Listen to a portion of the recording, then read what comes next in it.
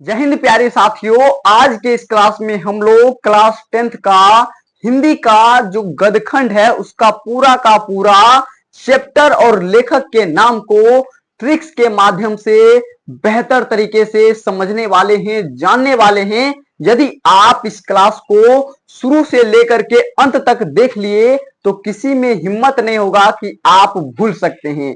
इसीलिए आप सभी जरूर देखिए। चलिए हम लोग चलते हैं सीधे चैप्टर और लेखक के ऊपर। देखिए आपका क्लास 10th का जो हिंदी है उसका जो प्रथम चैप्टर है उसका नाम है श्रम विभाजन और जाति प्रथा। इसको याद करने का सिंपल सा ट्रिक क्या है, देखिए इसमें आ रहा है शब्द क्या, तो श्रम विभाजन।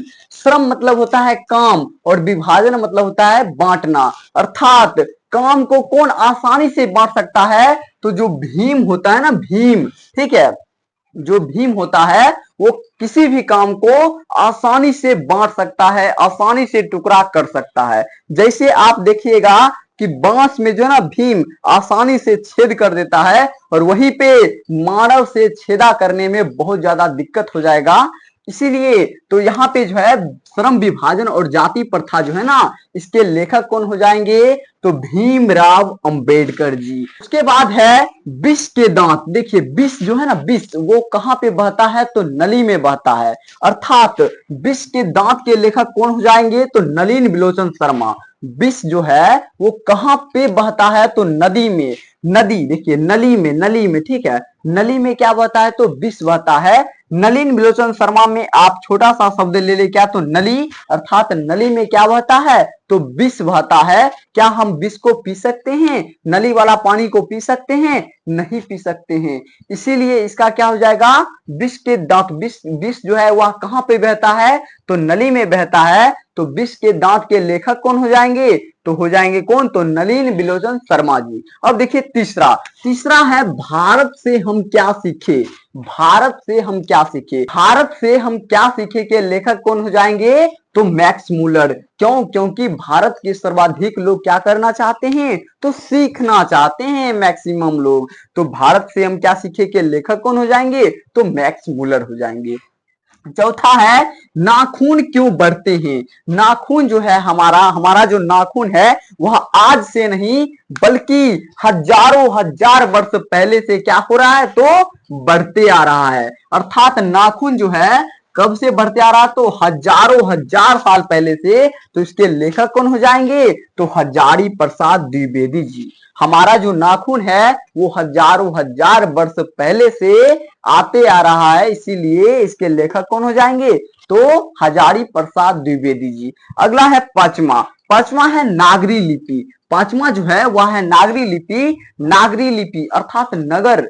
नागरी में आ रहा है शब्द क्या, तो नगर। अगर जो री को हटा दे तो नगर आ रहा है। और नगर के लोग कैसे होते हैं, तो बहुत सारे गुण वाले होते हैं, है ना। कैसे होते हैं नगर के लोग, तो उनमें बहुत ज्यादा गुण पाया जाता है। किस लोग में, तो नगर के लोग में। तो नागरी लिपि के लेखक कौन हो जाएंगे, तो वो हो जाएंगे गुणाकर मूले जी। नागरी लिपि के लेखक कौन हो जाएंगे, तो वो हो जाएंगे गुणाकर मूले जी। क्यों, क्योंकि नगर के लोग के पास जो है ना सबसे अधिक मात्रा में गुण पाया जाता है, इसीलिए नागरी लिपि के लेखक कौन हो जाएंगे, तो गुणाकर मूले जी। अगला है बहादुर। देखिए अगला है बहादुर। जितने भी बहादुर लोग होते हैं भारत में, आप बहुत सारे बहादुर लोग को देखे होंगे। जैसे भगत सिंह को ले लीजिए, सुभाष चंद्र बोस को ले लीजिए, महात्मा गांधी को ले लीजिए। ये सारे के सारे व्यक्ति कैसे थे, तो वो थे अमर व्यक्ति, महान व्यक्ति थे, बहादुर व्यक्ति थे। तो बहादुर लोग जो है ना वो शहादत के बाद क्या हो जाते हैं, तो अमर हो जाते हैं। बहादुर लोग जो होते हैं वो मरने के बाद अर्थात शहीद के बाद क्या हो जाते हैं, तो अमर हो जाते हैं। तो बहादुर के लेखक कौन हो जाएंगे, अमरकंत।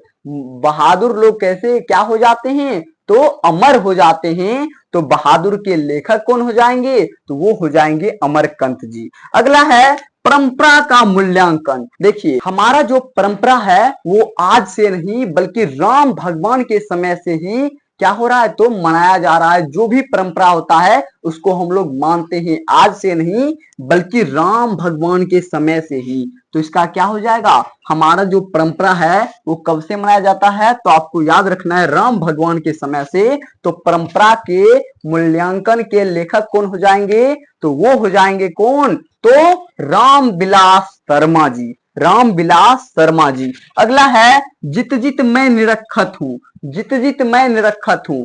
जो व्यक्ति एक बार जीतता है उसको हम लोग क्या कहते हैं, तो राजा, और जो बार बार जीतता है ना उसको हम लोग कहते हैं महाराजा। तो जित जित मैं निरखत हूं, जो बार बार जीतता है उसको हम लोग क्या कहते हैं, उसको कहते हैं महाराजा। तो जित जित के लेखक कौन हो जाएंगे, तो पंडित बिरजू महाराज।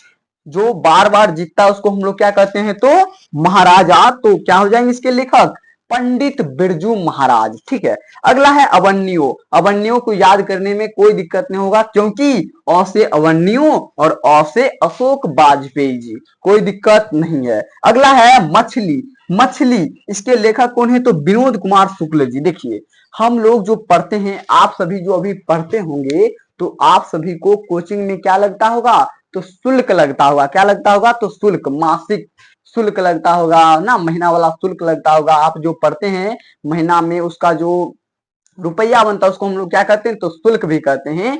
तो यदि आप बाजार में जाइएगा मछली खरीदने के लिए, आपसे क्या लगेगा, तो शुल्क लगेगा, अर्थात रुपया लगेगा। तो मछली खरीदने के लिए क्या चाहिए, तो शुल्क चाहिए। तो मछली के लेखकवा कौन हो जाएंगे, तो वो हो जाएंगे विनोद कुमार शुक्ल जी। वो कौन हो जाएंगे, तो विनोद कुमार शुक्ल जी जो है ना, वो किसके लेखक हैं, तो वो है मछली के लेखक। अगला है नौबत खानों में इदावत। देखिए 9 व्यक्ति खा रहा है, खाना खा रहा है, ठीक है।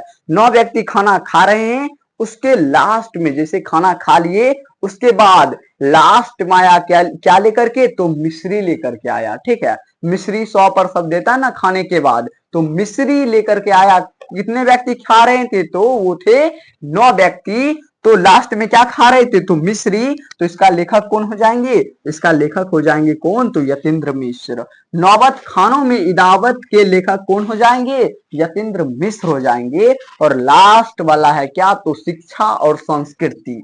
क्या है, तो शिक्षा और संस्कृति। देखिए हम लोग जो है ना शिक्षा और संस्कृति के बारे में जानकारी किससे बहुत अच्छे से ले पाते हैं, तो बड़े बड़े घर के जो बड़े बड़े होते हैं व्यक्ति उनसे। तो पूरा देश के बड़े एक व्यक्ति थे जिनका नाम क्या था, तो उनका नाम था महात्मा गांधी जी। हमें जो है ना उनसे क्या प्राप्ति हुई, तो शिक्षा और संस्कृति के बारे में प्राप्ति हुई। किनसे, तो महात्मा गांधी जी से। तो शिक्षा और संस्कृति के लेखक कौन हो जाएंगे, वो हो जाएंगे महात्मा गांधी जी। आपको समझने में कोई दिक्कत नहीं हुआ होगा।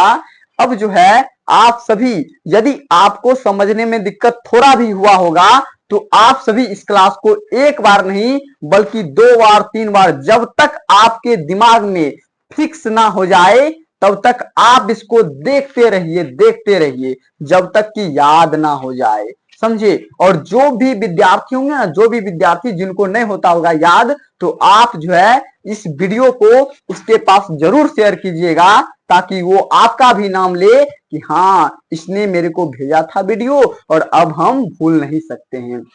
इससे आपके एग्जाम में लगभग 4 से 5 नंबर का प्रश्न पूछा जाता है। इसीलिए आप सब एक बार नहीं बल्कि 2 बार, जब तक याद ना हो जाए तब तक आप इसको देखिएगा जरूर, ठीक है। अभी बीच बीच में भी कभी कभी देख लीजिएगा, जब भूल जाइएगा तब। तो मिलते हैं अगले क्लास में। जय हिंद, जय भारत।